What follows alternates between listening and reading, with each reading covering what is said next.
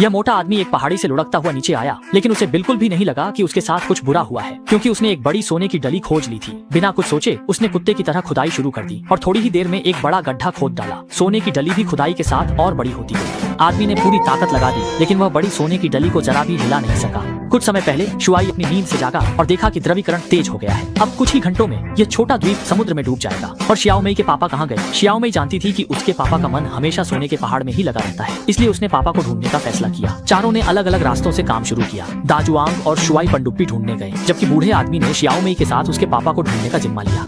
कुछ ही देर में शियाओमेई ने अपने पापा को ढूंढ लिया और इस पैसे के लिए जान जोखिम में डालने वाले पापा को वहाँ से ले गए। वहीं शुआई और दाजुआंग पानी में कूद पड़े और नॉटिलस पनडुब्बी ढूंढ निकाली। जैसे ही वे पनडुब्बी में घुसने वाले थे, एक विशालकाय बिजली वाली मछली इलेक्ट्रिक ईल उनके पास से गरजती हुई निकल गई। एकदम नाजुक मौके पर उन्होंने हैच खोल दिया और पनडुब्बी के अंदर घुस गए, क्योंकि कई सालों से मरम्मत नहीं हुई थी। यहाँ की बैटरी खत्म हो चुकी थी और पनडुब्बी को दोबारा चालू करने के लिए उसे चार्ज करना जरूरी था।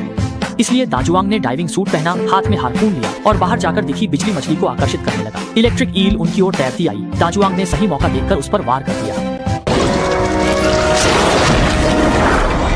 पनडुब्बी की बैटरी सफलतापूर्वक पूरी तरह चार्ज हो गई। इसी समय छोटा द्वीप पूरी तरह से तबाह हो गया और मोटू समेत तीनों लोग भी समुद्र की गहराई में डूब गए। ठीक जब वे पूरी तरह निराश हो चुके थे, दाजुआंग ने पनडुब्बी चलाकर उन्हें बिल्कुल सही समय पर पनडुब्बी में ले लिया।